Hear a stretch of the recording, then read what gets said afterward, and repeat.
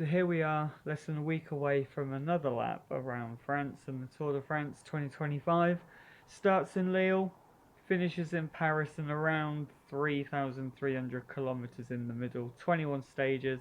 I'm going to take you through the key stages: GC battle, Green Jersey and King of the Mountains battle, and then make my predictions. Before we get into my preview, drop down in the comments below what your key stages, your podium, your green jersey winner, and your King of the Mountains in the comments below. Love to hear your thoughts on the 2025 Tour de France. So let's take a look at the key stages that I think will make up the Battle of the GC. Of course, in a lot of ways, every stage is a GC battle, but the ones in particular I think are these five right here. First being the stage 5 individual time trial around Caen. It's most likely going to be the first stage where we have meaningful GC gaps. There are a punchy day or two beforehand, but realistically no GC gaps are going to, or no big GC gaps are going to be likely there. So the two questions that I've posed for this stage is: one, how much time can Remco gain on everyone, including Pogačar and Vingegaard? And two, will Pogačar have another bad individual time trial like he did at the Dauphiné? We'll wait and see the answers. I imagine Remco will gain 20 to 30 seconds on everyone, and Pogačar will not have as bad a day as he did at the Dauphiné. Next stage we'll move on to is stage 12 in the trip to Hautacam. 13.5 kilometers at 7.9%, and it's the first summit finish of the race. In 2022, Pogačar was destroyed by Jumbo-Visma and their dominance of Van Aert and Vingegaard. So he'll be after revenge, and I think he'll go all out to try and win on Hautacam, and probably even set the record by some distance as well. For Vingegaard and Remco, it will be a case of hanging on and hoping for the best. Day after is stage 13, and we've got the mountaintop finish to Périgueux. It's pretty much just an FTP test at the Tour de France. Couple, 12-13 kilometers long, few steep pitches. We know in the airport it gets very steep as well. Again, it's probably going to turn into how much time can Pogačar gain on everyone, but equally, Mountain TT can spring up some surprises like we've seen in the past in the Giro. And finally, we go to stage 18 and the Alps.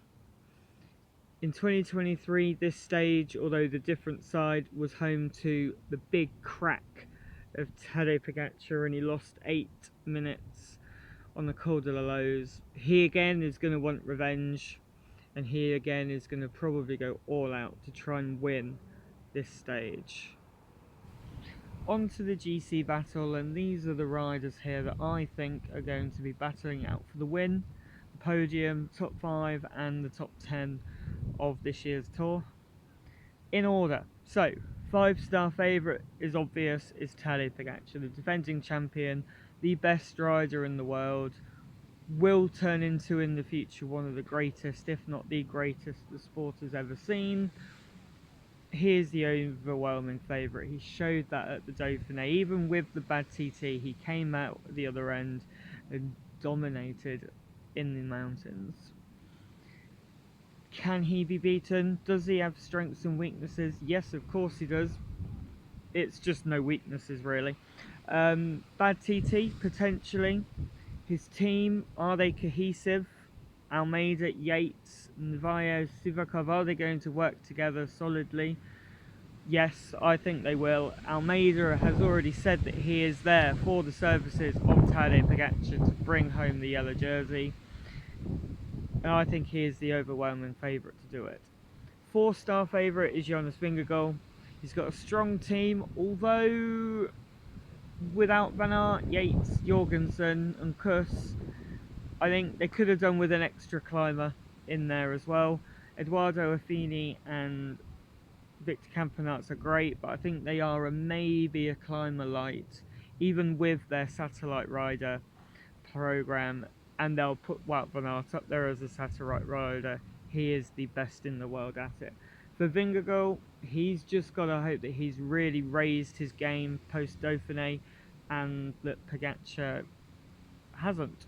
He's got to hope that Pogačar has a bad day in the TTs and a bad day in the mountains as well, and then he's just got to attack. Use his satellite riders and go hard. Go hard or go home, like they did in 2022 and 2023. 3-star favourite, and I've got this man because he was on the podium last year, and he is the 3rd best GC rider in the world at the moment, and that's Remco Evenepoel. You'd look at the Dauphiné and think, yes, he can fight in for the podium, but he's not a podium favourite. But remember last year, he had a carbon copy Dauphiné, and we saw how strong he was at the Tour de France. He will gain time on everyone in the TT, probably about 40 seconds plus on the likes of Roglic, Almeida and Lipovic. And he's very strong in the mountains. He doesn't have to work for anyone like everyone else, and we know that although the next rider I'll discuss is a favourite for the podium, he often has a bad day or just crashes. 2-star favourites, I've got Primož Roglic and Joao Almeida. Almeida, we know, is at the services of Pogačar, but he nearly podiumed last year. Well, he was 10 minutes off Remco. I don't think he's good enough to gain that 10 minutes. It's very easy in his wins in Switzerland, Romandy and the Basque Country for him to look fantastic, and he does, but it's a playing field. He was up against riders that are not going to feature in the top 5 battle. And Primož Roglic, fresh off a DNF at the Giro, he's going to be praying that the Tour, probably his final attempt at GC with Lipovic coming through. Can he fight for the win? Can he fight for the podium? I don't think so, but if he does, we know he is a fighter, and we know Primož will fight until the bitter end, until he can't ride the bike anymore, or until that final stage. Where is he strong? He's strong in those final punches. Where does he need to improve against Remco? It's on the mountains is where he needs to improve. And 1-star favourites, I've got Lipovic, Jorgensen and Mas. 2 of them will be at the services of their teammates. Lipovic at the service of Roglic, Jorgensen at the services of Vingegaard. However, I think Lipovic should be allowed a free roll, go into breakaways. If anything, he is then a satellite rider for Roglic. He is. For Jorgensen, I expect them to use him as a satellite rider or an aggressive card to try and weaken Pogačar, but I don't think Pogačar needs to worry. But anyway, Mas and Gal, they're in that battle for the top 5, depending on how the teammates working for Pog, Almeida and Vingegaard, Roglic and Vingegaard and Pogačar go, they might feature up there. They might be able to get into a breakaway. A few honourable mentions, probably battling for the lower echelons of the top 10. Oscar Onley, Ben O'Connor, Lenny Martinez, Santiago Buitrago, Carlos Rodriguez, Kevin Vauquelin and Matthias Skjelmoser, although Trek will be predominantly at the services of Jonathan Milan, and they've got Thibaut Nace going for stages as well. The battle for green initially looked like it was going to be Milan versus Philipsen versus Merlier. However, a few things have happened this year that made me suggest that it might not. First thing, the defending champion Gamay is off form. He doesn't look like he's going to feature in the battle. But it'll be lovely to see him try again. Jonathan Milan hasn't been good enough on the mountains this year. On the Dauphiné, he suffered on every flat sprint stage, and although he got back and won one, doesn't bode well for the Tour. Philipsen's had a few off days. Merlier is the fastest, but he can go missing in a couple of sprints like we saw in Belgium. The two big questions for me, given the route, given the punchy nature of that first week, are Van der Poel and Van Aert. Van Aert, yep, sure, he will be shackled to a degree to Vingegaard, but we saw in 2022 that can be pretty much married together reasonably well. And with that nature of the first week and with his form, they might give a chance for Van der Poel to try and stay in contention for green and cause a little bit of chaos later in the race against Milan, against Merlier. And given the amount of stages and the craziness of the race, there's also a certain Slovenian, Tadej Pogačar. KOM jersey looks to be a battle of Carapaz versus Pogačar. Carapaz has come out and said he wants stage wins, he wants to defend his KOM jersey, and I really hope he does. Don't want everything going to Pogačar. Riders that are going for GC, but I think they should target the KOM jersey, are Oscar Onley and Lenny Martinez.